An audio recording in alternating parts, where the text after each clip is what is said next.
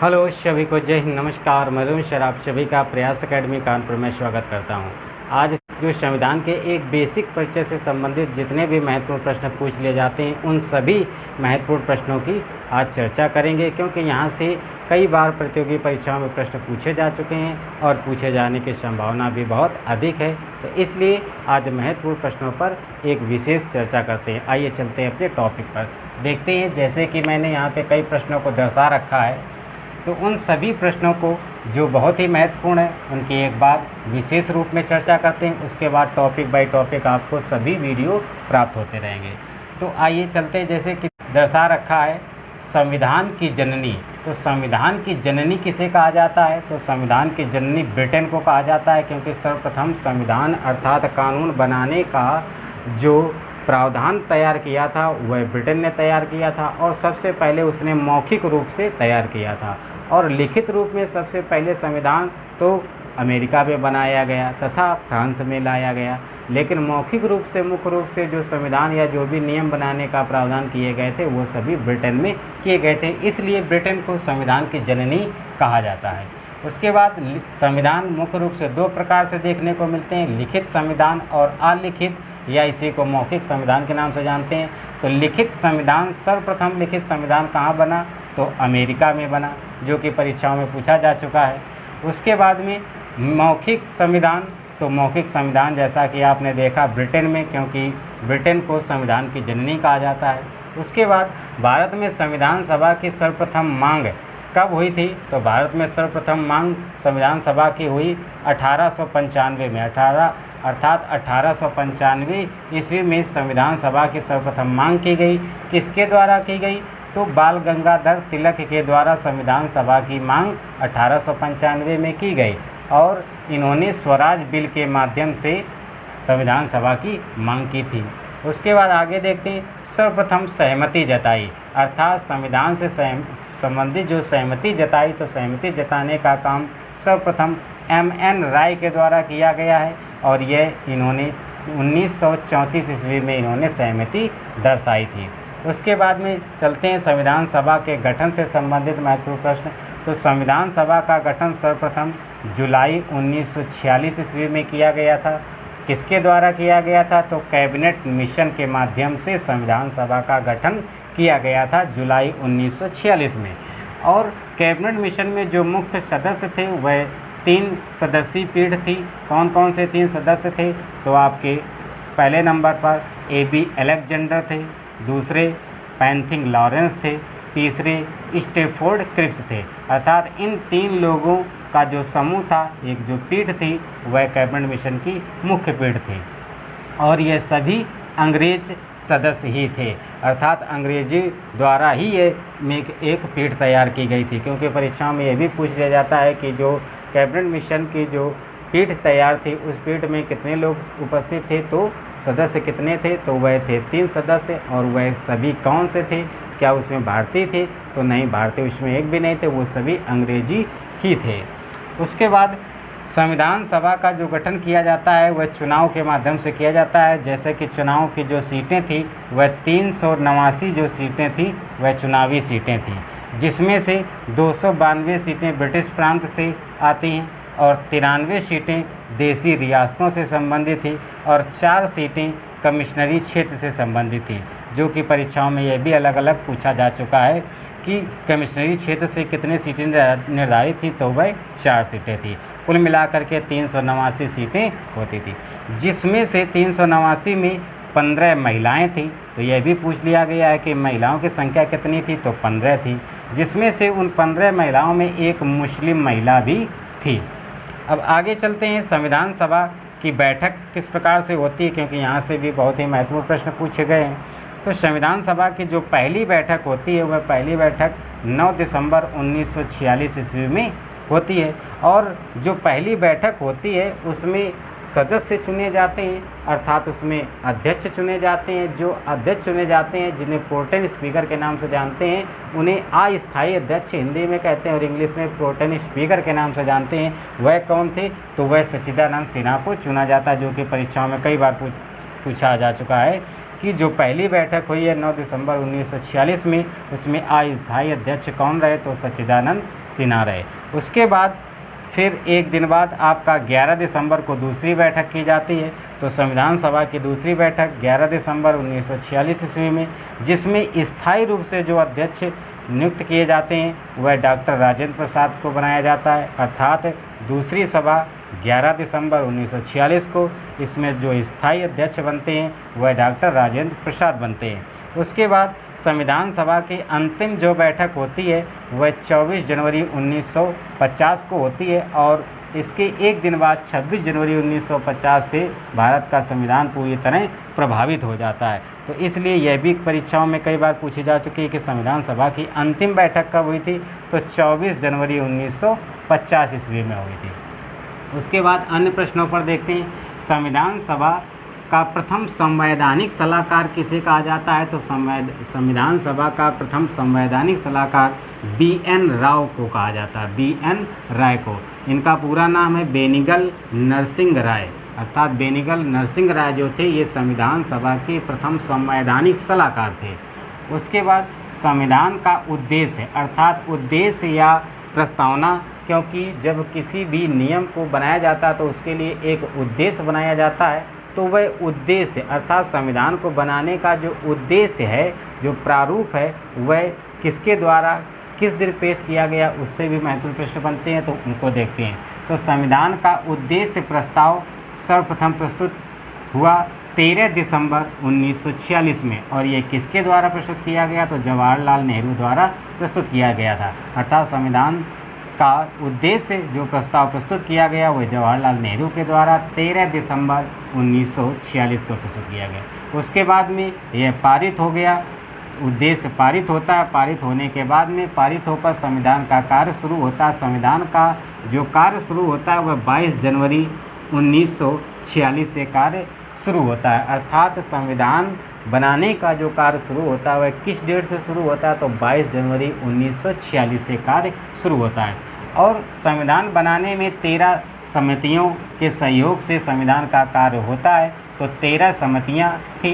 तो यह भी पूछ लिया जाता है कि संविधान को बनाने में कितनी समितियां थी, तो 13 समितियों का योगदान रहा है, जिसमें कुछ मुख्य समितियों को मैंने दर्शा रखा तथा उनके अध्यक्षों को भी दर्शा रखा जो कि परीक्षाओं में पूछे जा चुके हैं। तो 13 में मुख्य रूप से ये हैं जो परीक्षाओं के लिए बहुत ही महत्वपूर्ण है।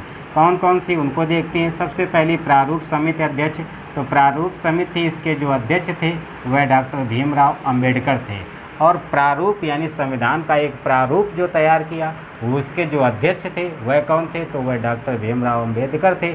इसलिए इन्हें संविधान का निर्माता भी कहा जाता है। तो संविधान के निर्माता कौन है, तो डॉक्टर भीमराव अंबेडकर। उसके बाद दूसरी संघ संविधान समिति, जो संघ संविधान समिति थी उसके अध्यक्ष हैं जवाहरलाल नेहरू थे। उसके बाद जो प्रांतीय समिति थी, तो प्रांतीय समिति के जो अध्यक्ष थे वह सरदार वल्लभ भाई पटेल थे। उसके बाद मूल अधिकार एवं अल्पसंख्यक समिति के जो अध्यक्ष रहे वह भी सरदार वल्लभ भाई पटेल रहे। अर्थात प्रांतीय समिति और मूल अधिकार एवं अल्पसंख्यक समिति, इन दोनों समितियों के जो अध्यक्ष थे वह सरदार वल्लभ भाई पटेल थे। उसके बाद झंडा समिति, झंडा समिति के अध्यक्ष होते हैं डॉक्टर राजेंद्र प्रसाद। उसके बाद संचालन समिति के भी अध्यक्ष होते हैं डॉक्टर राजेंद्र प्रसाद। तो इन दो समितियों के अध्यक्ष डॉक्टर राजेंद्र प्रसाद थे। झंडा समिति या संचालन समिति, इन दोनों समितियों के अध्यक्ष डॉक्टर राजेंद्र प्रसाद को नियुक्त किया जाता है। उसके बाद संविधान सभा की कार्यकारिणी समिति के अध्यक्ष, अर्थात जो संविधान सभा थी, संविधान सभा की कार्यकारिणी समिति के अध्यक्ष जो थे वो जीवी मावलंकर थे, जो कि परीक्षा में यह भी पूछे जा चुके हैं। अब चलते हैं प्रारूप समिति, क्योंकि प्रारूप समिति से कई महत्वपूर्ण प्रश्न अन्य भी बन जाते हैं इनके सदस्यों से लेकर के। तो यहाँ पे किस प्रकार से इनके सदस्यों से लेकर के बनते हैं। प्रारूप समिति सदस्य जो थे वह कौन कौन थे, तो उनसे भी कई बार परीक्षाओं में प्रश्न पूछे जा चुके हैं, इसलिए उन पर भी एक नज़र डालते हैं। तो प्रारूप समिति में 7 सदस्य थे। तो किस प्रकार थे, तो उनको देखते हैं। तो पहले थे डॉक्टर भीमराव अंबेडकर, जो कि इस समिति के अध्यक्ष भी थे। तो ये आपके थे पहले नंबर पर डॉक्टर भीमराव अंबेडकर, जो एक अध्यक्ष भी थे इस प्रारूप समिति के। उसके बाद दूसरे नंबर पर गोपाल स्वामी अयंगर थे, ये प्रारूप समिति के सदस्य थे। उसके बाद तीसरे नंबर पर अल्लादी कृष्णा स्वामी अय्यर, ये थे प्रारूप समिति के सदस्य। उसके बाद के एम मुंशी प्रारूप समिति के सदस्य थे। उसके बाद पाँचवें नंबर पर माधव राव, ये भी थे प्रारूप समिति के सदस्य। इनके पहले माधव राव के पहले BL मिश्र थे, तो BL मिश्र कुछ समय के लिए प्रारूप समिति के सदस्य रहते हैं, लेकिन कुछ समय बाद में BL मिश्र को हटा दिया जाता है और उनके स्थान पर माधव राव को नियुक्त किया जाता है, जो कि ज़्यादा लंबे समय तक माधव राव ने इनमें सदस्यता प्राप्त की। उसके बाद 6 नंबर पर होते हैं आपके सैयद मोहम्मद सादुल्ला, जो कि ये भी प्रारूप समिति के सदस्य थे। उसके बाद 7वें नंबर पर DP खेतान थे, DP खेतान भी प्रारूप समिति के सदस्य थे। और DP खेतान के पहले कुछ समय के लिए T कृष्णामाचारी होते हैं, तो T कृष्णामाचारी जो होते हैं ये सबसे पहले प्रारूप समिति के सदस्य बनाए जाते हैं, लेकिन कुछ समय बाद इनको हटा दिया जाता है। हटाने के बाद में इन्हें DP खेतान को इनकी जगह पे रखा जाता है, जो कि यह प्रारूप समिति का कार्य करते हैं। उसके बाद में अब इन सभी 7 सदस्यों को किस प्रकार से याद रखा जाए, क्योंकि ये पूछ लिया जाता है कि प्रारूप समिति के सदस्य 4 ऑप्शन दे रखे होंगे कि इनमें से कौन थे या कौन नहीं थे। इस प्रकार के जो प्रश्न पूछ लिए जाते हैं उनके लिए आपको इनका तैयार रखना अति आवश्यक है। इसलिए एक नेटिक रूपी एक लाइन बनाई है, उसको आप तैयार रखें, उम्मीद है आपको तैयार हो जाएगा। जैसे कि लाइन है, भीम गोपाल कृष्ण कन्हैया मुंशी माधव को लेकर माधव राव के खेत पर गए। अर्थात इनका यहाँ पर अर्थ यह है, भीम यानी भीमराव अंबेडकर, गोपाल तो इनके कुछ सांकेतिक शब्द मिलेंगे, उसी के आधार पर आप तैयार रखें। गोपाल तो गोपाल स्वामी अयंगर। उसके बाद कृष्णा, तो कृष्णा किनके नाम में आता है, तो अल्लादी कृष्णा स्वामी अय्यर, कृष्णा या कन्हैया एक ही रहेगा। उसके बाद में मुंशी, तो मुंशी के एम मुंशी, तो इनको भी तैयार रखेंगे। उसके बाद माधव, तो माधव से 5 नंबर पे माधव राव थे, और माधव राव पे ध्यान रखेंगे, माधव राव से पहले BL मिश्र थे। उसके बाद में को लेकर ये साइलेंट रहेगा। उसके बाद माधव राव के खेत पर गए, यानी माधव राव यानी यही माधव राव दोबारा से आ जाते हैं कि खेत पर गए, तो खेत से खेतान हो जाता है, तो खेतान यानी 7 में रहे खेतान। और पहले खेतान के पहले कौन रहे, तो T कृष्णामाचारी रहे। तो इस प्रकार से ये महत्वपूर्ण प्रश्न है। आगे कुछ अन्य महत्वपूर्ण प्रश्न हैं, उनको देखते हैं आगे। अब चलते हैं आगे अन्य महत्वपूर्ण प्रश्नों पर। जैसे कि आपने देखा कि 13 समितियों के द्वारा संविधान का कार्य शुरू हो गया। अब संविधान के बनने में कितना समय लगा, यहाँ से भी प्रश्न पूछा जा चुका है। तो संविधान के बनने में 2 वर्ष 11 माह और 18 दिन का समय लगता है। अर्थात भारत का संविधान बनने में 2 वर्ष 11 माह और 18 दिन का समय लगा। उसके बाद इसे 26 नवंबर 1949 को 284 सदस्यों द्वारा अंगीकृत किया गया। तो कितने सदस्यों द्वारा अंगीकृत किया गया, तो 284 सदस्यों के द्वारा अंगीकृत किया गया। इन 284 सदस्यों में 8 महिलाएं थीं, जो कि पूछा जा चुका है कि जो 284 सदस्य थे उसमें महिलाएं कितनी संख्या थी, तो महिलाओं की संख्या 8 थी। और ये 26 नवंबर 1949 को जब संविधान अंगीकृत किया गया, उसी दिन को संविधान दिवस के रूप में मनाया जाता है। अब आगे चलते हैं। 26 जनवरी 1950 अर्थात 26 नवंबर 1949 को अंगीकृत किया गया संविधान को, और इसको पूर्ण रूप से भारत में जो लागू किया गया वह 26 जनवरी 1950 को संविधान पूर्ण रूप से लागू कर दिया गया, अर्थात गणतंत्र दिवस के मौके पर। उसके बाद संविधान में लगभग कहा जाता है, संविधान में लगभग 60 देशों का संविधान जो विलय है, अर्थात संविधान जो भारत का संविधान है, भारत का संविधान में 60 देशों के कानून को लेकर के इसको बनाया गया है, अर्थात 60 देशों का इसमें विलय है। उसके बाद संविधान में उस समय कितने क्या थे और वर्तमान में क्या हैं, उनको देखते हैं। तो संविधान में जब संविधान बना था उस समय अनुच्छेद 395 थे, तो जो कि यह पूछा जा चुका है कि संविधान के प्रारंभ में अनुच्छेद कितने थे, तो 395 थे। वर्तमान में कितने हैं, तो 465 हैं। उसके बाद में भाग कितने थे, तो प्रारंभ में भाग 22 थे, अब वर्तमान में भाग की संख्या 25 है। प्रारंभ में अनुसूची कितनी थी, तो 8 थी, और वर्तमान में अनुसूची कितनी है, तो 12 थी। जो कि ये भाग और अनुसूची से संबंधित आपका जो नेक्स्ट वीडियो आएगा वह केवल भाग और अनुसूची पे संबंधित होगा, क्योंकि कौन से भाग में किसकी चर्चा की गई है और कौन अनुसूची किससे संबंधित है, इनसे भी महत्वपूर्ण प्रश्न बनते हैं, तो उसके लिए नेक्स्ट वीडियो आएगा। उसके बाद आगे देखते हैं, संविधान जो शब्द है, संविधान शब्द अमेरिका से लिया गया है, और जो संविधान की जो भाषा है वह ऑस्ट्रेलिया से ली गई है। जो कि परीक्षाओं में यह भी पूछा जा चुका है कि संविधान का शब्द कहाँ से लिया गया है, तो अमेरिका से लिया गया। संविधान की भाषा कहाँ से ली गई, तो ऑस्ट्रेलिया से ली गई। संविधान बड़ा लिखित संविधान या कठोर व लचीला संविधान भारत का है, अर्थात जो भारत का संविधान है ये लिखित सबसे बड़ा संविधान है, यानी पूरे सभी देशों में, पूरे विश्व में भारत का जो संविधान है यह सबसे बड़ा लिखित संविधान है। और यहाँ का जो संविधान है ये कठोर एवं लचीला दोनों प्रकार का संविधान कहा जाता है भारत का। उसके बाद संविधान के उद्देशिका में चलते हैं। उद्देशिका अर्थात प्रस्तावना।